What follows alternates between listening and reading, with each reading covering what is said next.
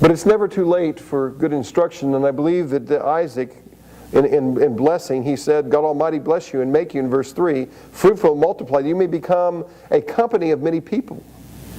May give the blessings of Abraham, in verse 4, to you and to your offspring, that you may take possession of the land of your sojourning that God gave to Abraham. And so here's the promises that God has given to Abraham and Isaac, and He's passing them on to Jacob. And for the first time, Jacob is obeying his father's command. He's going to go away. He's going to do and obey what God had him do. And Esau sees this.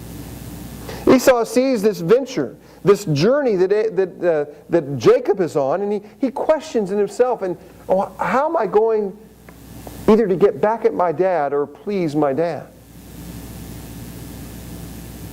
Now he knew that when Esau saw, it says in verse 8, that the Cannonite women did not please Isaac his father, he went out and guess what he did? He married a Cannonite woman contrary to his father's wishes. It's interesting. Because before this, what had happened? He'd always tried to please his father.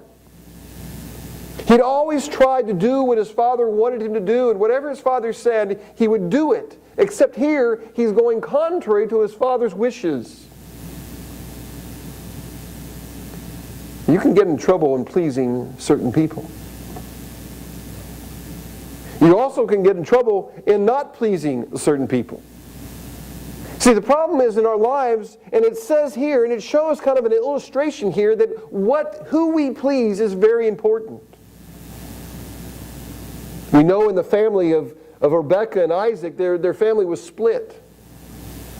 They had a kind of divided family. There was Jacob and Rebekah on one side, and Esau and Isaac on the other side.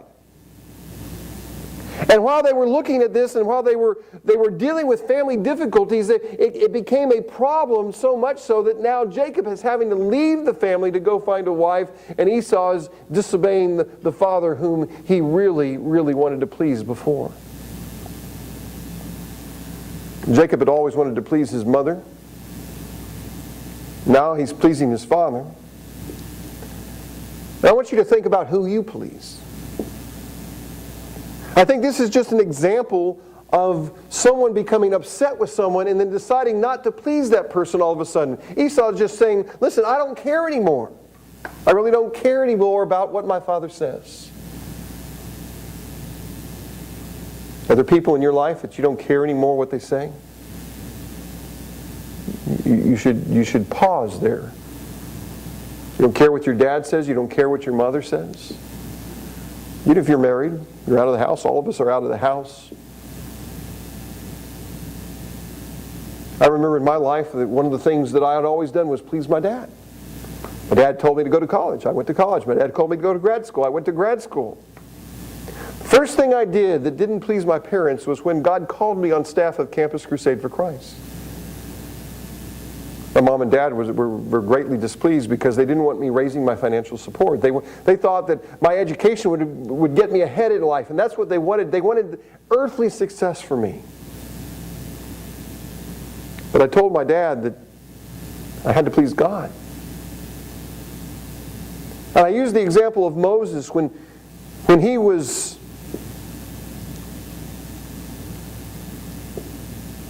the Pharaoh's right-hand man, ruler of all of Egypt. He chose to be counted with his people rather than to have the trappings and the power of the Pharaoh's palace. He chose really to please God rather than the Pharaoh.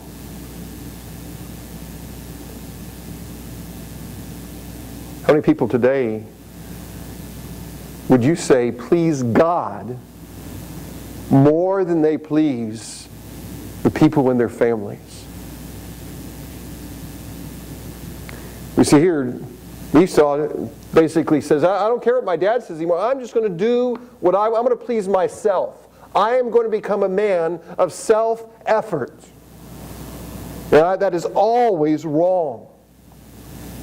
But Esau here is painted as the villain in our story.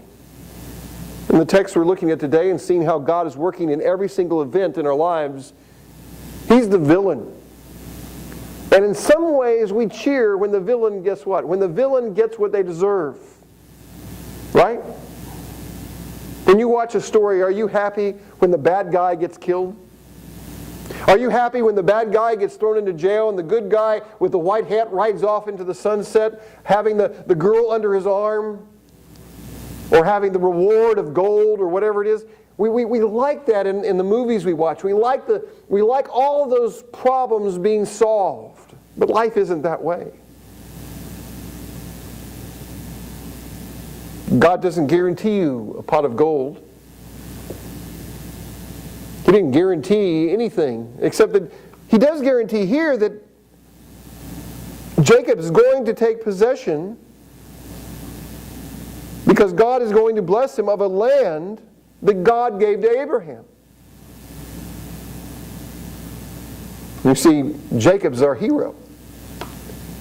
But you know, our hero has a lot of flaws. Have you ever noticed that? Heroes can have a lot of flaws.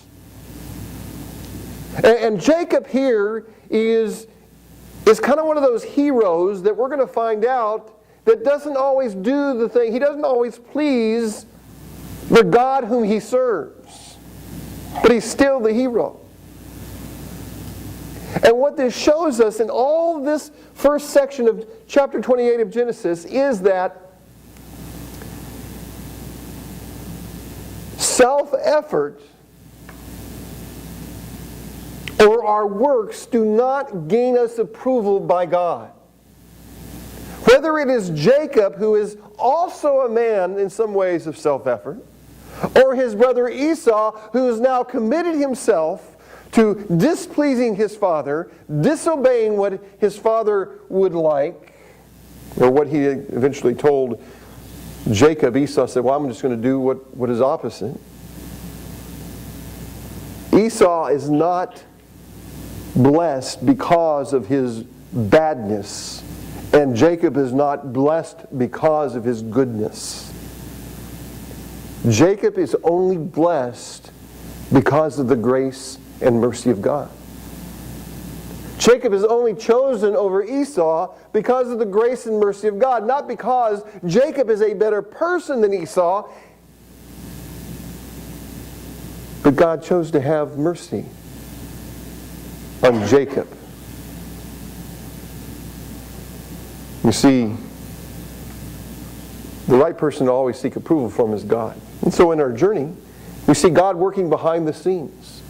We've seen God orchestrating the life of Jacob, moving him out of his family, which was a problem, which was divided, into another family of his uncle Laban's family, in trying to find a wife where the lineage of the Messiah would come from. And then we go on in verse 10 and we see something amazingly happen as God is working in his life. God not only uses this trip that he's going on to shape him, he uses a dream to shape him. Look at this dream.